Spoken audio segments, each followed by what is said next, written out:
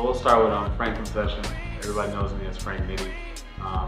Truly MVP. 3 times, yeah. My nickname came from guys I grew up with, basically. It was kind of like the American gangster, Frank Nitty. He was kind of the enforcer in the mafia, and I'm kind of one of those guys on the court that kind of just doesn't take crap from anybody. So, just came from that, growing up, playing the way I play, playing as hard as I play. When did I decide to be? I had a lot of people tell me, man, I should go play. I had a lot of NBA guys tell me I should go play. I didn't decide until, I think James Harden was the last person to tell me. He was the last person to tell me, man, go play basketball, you know. But back then, that's when I had like a normal job, so I kind of was like, hey, I don't know, like politics and, you know, it's kind of hard to make a living playing basketball, so I didn't know how to do it. But around that time, I decided to talk with the family, the wife, and they said I should give it a shot. It's a great question. Growing up in WESTSIDE, it's tough. I definitely faced a lot of struggle. You know, I had to decide if, you know, I wanted to do the right thing or, you know, do the wrong thing 99% of the time. I mean, everything happened so quick growing up there. You kind of, one decision can literally like ruin your life. So, or take your life for a different turn. So you gotta just kind of be strong growing up there. So it is a lot of gang violence. But I mean, if you're around the right people and you kind of stay true to who you are, I think it doesn't really affect you. I was around a lot of friends and different people that were involved in games, but for the most part, like, I was a basketball player or a skateboarder. It didn't, you know, I wasn't, you know, on the block doing something I shouldn't have been doing. So it was easy for me to kind of stay out of it. I didn't grow up. I didn't grow up in the mix. I didn't grow up just, you know, all into it. So for the most part, I just had to keep my head down. Keep my head down. I have 4 older brothers, so I kind of learned from the mistakes they made. I didn't have to go make the mistakes myself and figure it out. I kind of just watched what they did, saw how their life went, and it kind of helped me, you know what I wanted to do. Like, all right, I can't do that because then it's going to lead to this. It'll have me in this predicament. It kind of just kept me grounded, basically. It definitely was hard. It was at times where, you know, everybody's getting a lot of money the wrong way, and you want to go get some of that money, but in the longevity of it all, like, it isn't going to pay off. You know, it's going to come back to bite you. So I kind of just kept my head down, and I always knew, you know, I was smart enough to go get a job or just to make the right decisions, basically. Not saying other people aren't, but everybody's situation is different. Growing up, I had a bunch of different people that kind of kept me doing different things. My high school coach kept me in the gym for so long, man, doing like running and little things like that, that I didn't even have. I was just too tired to even, you know, think about going to do something stupid. So it was actually smart of him. Van Myers was awesome. That's who came and got me off the skateboard, so it was pretty cool. When you're talking strictly passion, I would say the Drew.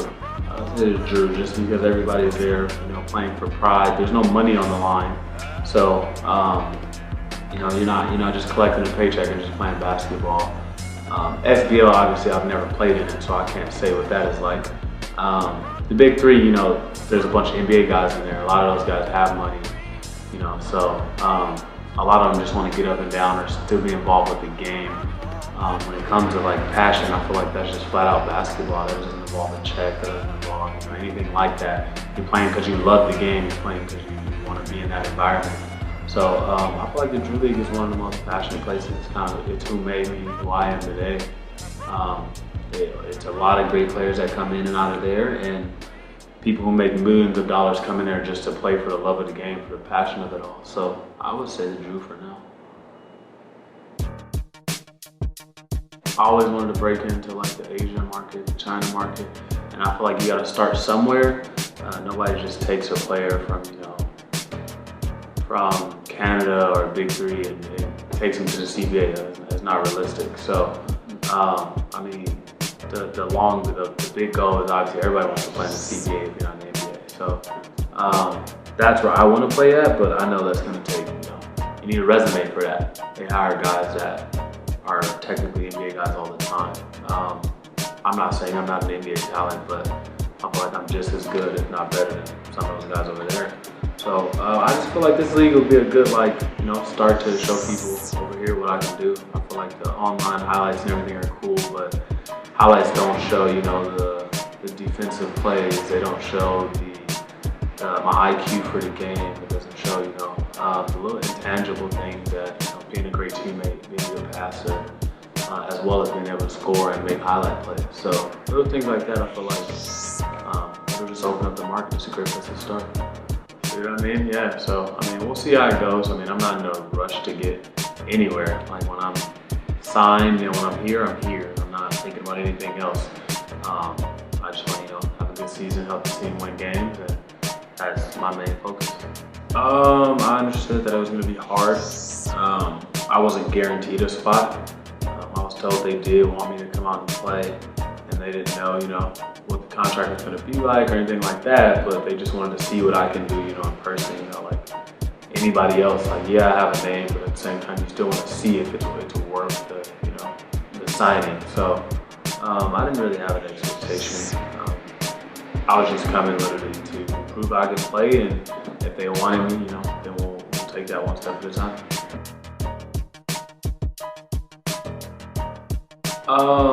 When I was working, I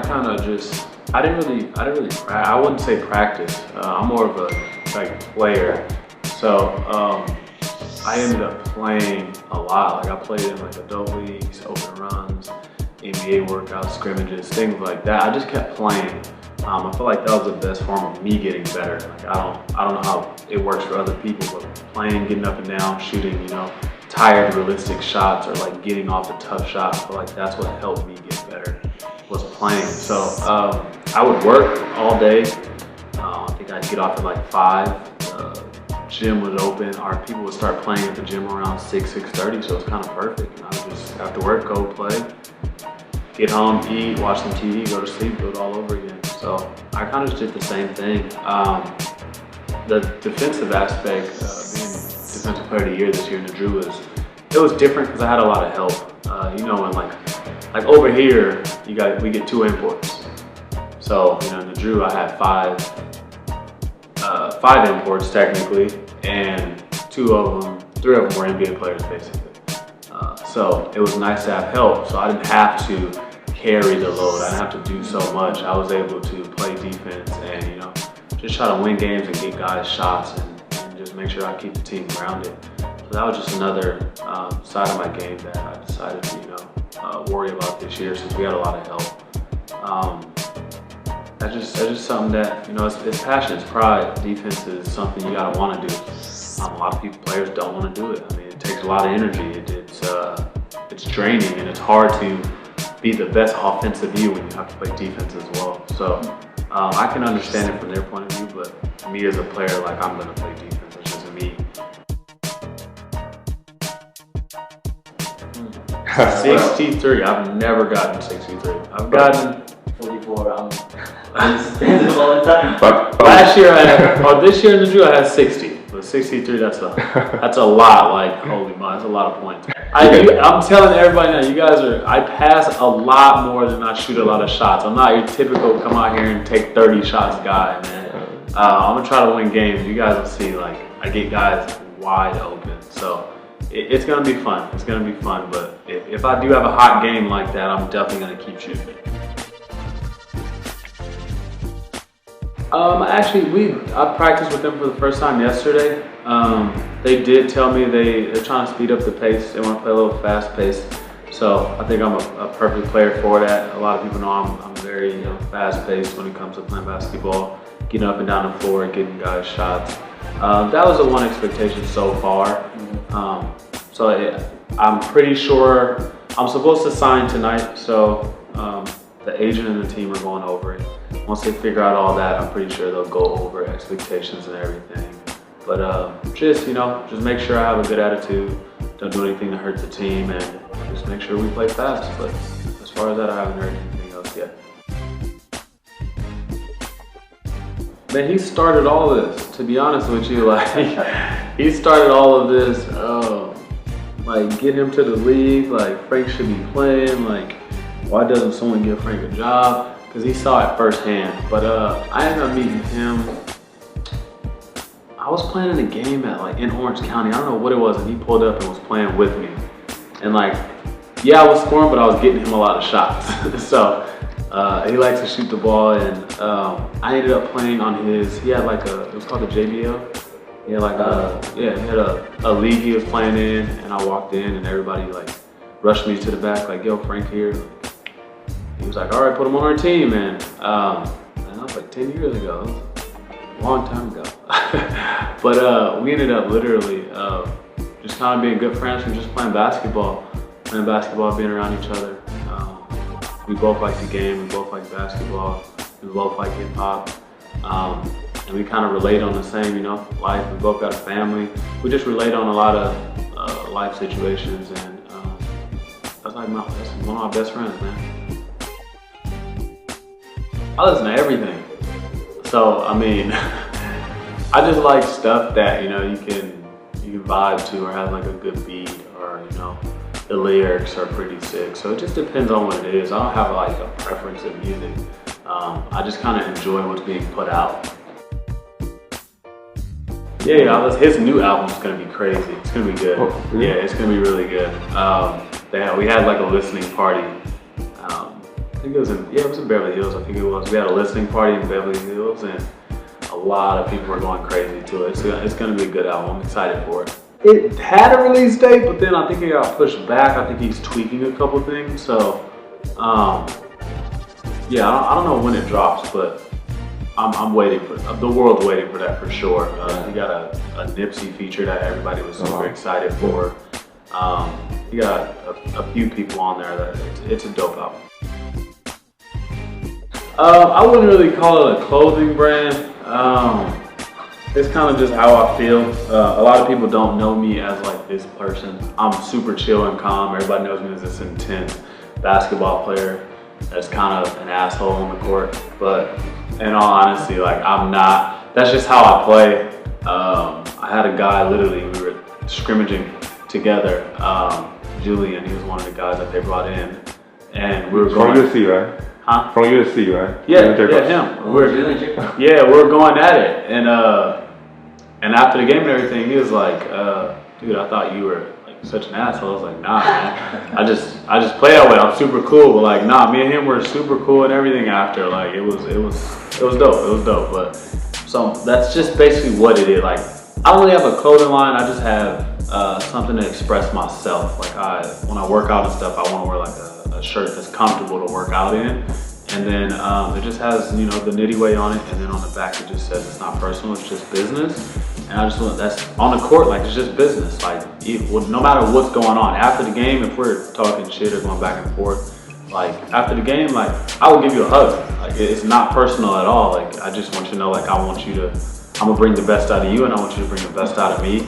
And you know, I want that passion to be there. I don't want us to be on the court, you know, just playing for a check. I don't play that way, so I'm gonna come out, play hard, and that's basically what my clothing line is about. I'm not even gonna put out a bunch of stuff. I'm probably gonna have a shirt, some sweater, and some shorts, and that's just because, you know, that's what people are asking for. People have been asking me to do something for a long time, so I waited until I felt like it fit me. So I finally found something, which is the Nitty way, and it's kind of, you know, how I just approach basketball. No, somebody else told me to do that too, and I was kind of like, but then that's kind of, I didn't want to do that because it's technically somebody else's. Like, whatever I draw, it's somebody else's. Like, if I see it somewhere, like, it's not me. Like, the Nitty way is me. Like, that saying is me. So I don't want to put somebody else's work onto my shirt. And it's like, yeah. But I do like to draw. It just passes time and it's relaxing. So what I've learned from basketball, basically you got to be coachable. You have to have a good attitude. There's going to be players, coaches, friends around you that are gonna, you know, tell you different things, and you just want to be able to listen and take the good from it. I'm not saying, you know, listen to everything they're saying, because then that's not gonna be you. It's not gonna be true to yourself. But you still want to be that player that can listen and always be taught. There's a lot of players out there who feel like they know everything. You don't want to be one of those players. Those players, you know, if they did know everything, they'd be an NBA coach or an NBA star. So there's a lot of players who you can't really, you know, tell anything. They get frustrated and they can't bottle up their emotions. So I would just say, kind of, you know, be coachable. That's one of the biggest things. That hurt me a lot in my career when I was younger. When I was playing with Damian Lillard, you know, I didn't understand what being coachable was. I didn't understand how to have a good attitude, and it kind of, you know, hurt me for a little bit. But that was one of the big things that I took with all of this. Like, I wouldn't be where I am today if I wasn't, you know, a good teammate now. If I wasn't coachable, you know, if I wasn't humble. There's things that, like, people are gonna tell you in life. Like, I think like 6 years ago, somebody told me, like, stop playing basketball. Like, maybe basketball just isn't for me. Like, if I looked at him now, I'd be like, what do you have to say now? Like, there's people in life that are gonna tell you what you can and can't do. At the time, just, you know, don't take it personal. Just listen and say okay. But if you feel you're good enough, if you feel this is what you want to do, this is what you want to chase, pursue, just give it a shot. Shout out to WESTSIDE Love coming out, shooting this interview. I'm super excited to be in Taiwan. Taiwan fans, I heard you guys are awesome. You guys have messaged me a lot. I've seen a lot of welcome to Taiwan. I can't answer them all, but I've seen a lot of Taiwan flags in my DMs. I just wanted you guys to know that I do see them. Like I said, I can't reply to all of them. I try to keep track of the DMs I do get that I need to answer. So thanks for all the love. I appreciate you guys having me here. And it is going to be a fun, exciting season for sure.